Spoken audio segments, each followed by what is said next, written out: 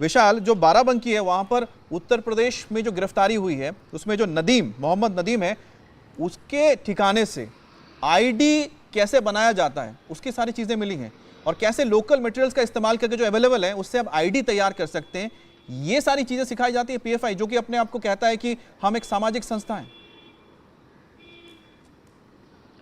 अमित, जब से उत्तर प्रदेश में सीए एनआरसी के दंगे हुए थे, चाहे वो लखनऊ हो, कानपुर हो या उत्तर प्रदेश का कोई भी और जिला हो, उसके बाद हाथरस की घटना होती है और उसके बाद जुमे की नमाज के बाद जिस तरीके से उत्तर प्रदेश के कई शहरों में उपद्रव मचाया जाता है, तांडव फैलाया जाता है, उसके बाद से ही लगातार ये बात सामने आ गई थी कि इस पूरे दंगे के पीछे मास्टरमाइंड कोई और नहीं बल्कि पॉपुलर फ्रंट ऑफ इंडिया है, यानी कि पीएफआई है। और उसी दौरान ये बात भी सामने आ गई थी कि किस तरीके से साल 2047 तक गजवाए हिंद की स्थापना उत्तर प्रदेश समेत पूरे देश में करनी है। और उसी के बाद उत्तर प्रदेश के मुख्यमंत्री योगी आदित्यनाथ ने भी ये ट्वीट किया था कि गजवाए हिंद को सपना देखने वाले लोग अपने सपने में कभी भी साकार नहीं हो पाएंगी। एजेंसी लगातार काम कर रही हैं और यूपीएटीएस, यूपीएसटीएफ इस मामले में लगातार मॉनिटरिंग कर रही थी, और घरों में किस तरीके से आईडीज बनाई जाए, किस तरीके से बॉम्ब बनाए जाए और कैसे छोटी सी जगह पर जाकर के लोगों को एकत्रित किया जाए और उसके बाद वहां पर मास डिस्ट्रक्शन किया जाए, यानी कि एक धमाका। जो देश विरोधी गतिविधियों का हिस्सा है उनको अगर ये नहीं जानकारी है कि यह माननीय नरेंद्र मोदी जी के नेतृत्व वाला नया भारत है,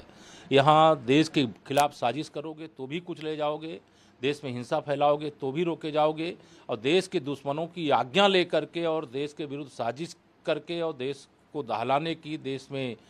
हिंसा फैलाने की, देश में का माहौल ख़राब करने की अगर कोशिश की जाएगी तो उसका जवाब निश्चित तौर से मिलना चाहिए। मैं पीएफआई पर जो प्रतिबंध लगाया गया है इसका स्वागत करता हूं, और जो भी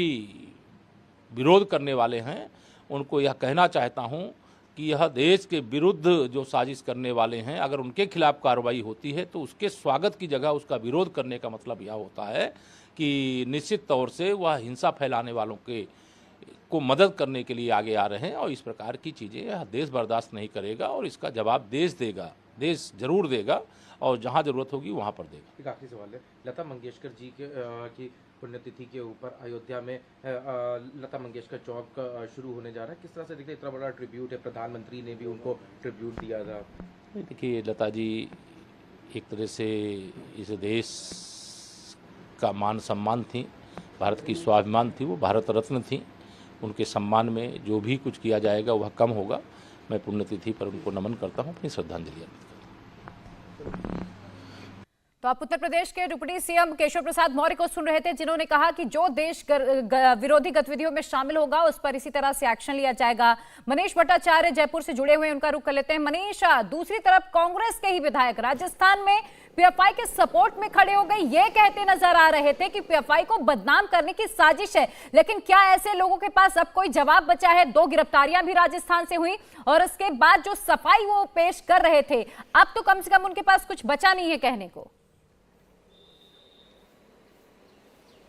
जी हाँ, बिल्कुल। इतना ही नहीं कि कोटा में जब पीएफआई ने एक बहुत बड़ी रैली की थी और इंटेलिजेंस ने बाकायदा इसकी जांच की थी, तब भी उसकी अनुमति यहाँ की सरकार ने ही दी थी। उसके बाद कन्हैया लाल हत्याकांड में पीएफआई का नाम सामने आया, करौली में जो दंगे हुए उसमें पीएफआई का नाम सामने आया, जोधपुर में मुख्यमंत्री अशोक गहलोत के गृह क्षेत्र में जो दंगे हुए उसमें भी पीएफआई का नाम सामने आया, भीलवाड़ा में मर्डर इतना बड़ा हुआ उसमें भी पीएफआई की संलिप्तता थी। कुल मिलाकर उसके बाद जो प्रोटेस्ट जो पीएफआई की तरफ से हो रहे थे उसमें सब में अनुमति सरकार यानी इस कांग्रेस सरकार की तरफ से मिली थी। और अब जब एनआईए ने कुछ दिन पहले यहाँ पर छापेमारी की तो लगभग 4 डिस्ट्रिक्ट में जो छापेमारी हुई है उसमें पीएफआई के 2 ऐसे अहम सदस्य गिरफ्तार हुए हैं जो एक बड़े पैमाने पर पीएफआई को भड़काने का एक बड़ा कहीं ना कहीं साजिश रच रहे थे। और पीएफआई के जितने भी मेंबर थे वो लगातार उनके टच में थे। राजस्थान में भीलवाड़ा, टोंक, कोटा, बूंदी, बारा, जयपुर, ये ऐसे इलाके हैं जहाँ पर पीएफआई की सक्रियता सबसे ज़्यादा थी। और उसके बाद एनआईए ने छापेमारी करके यहाँ तमाम दस्तावेज और तमाम लोगों को गिरफ्तारियां की हैं, जिसके बाद अब पीएफआई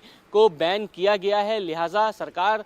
कांग्रेस सरकार के पास तो कोई जवाब नहीं है, इस पर कोई कहने को तैयार नहीं है, लेकिन ये जरूर माना जा रहा है कि जो पीएफआई के कार्यकर्ता थे वो फिलहाल यहां से गायब हो गए, कोई कुछ कहने को तैयार नहीं। जी। इंडिया टीवी हर वक्त हर जगह डाउनलोड करने के लिए सर्च करें India TV news Google play store या ऐप स्टोर पर।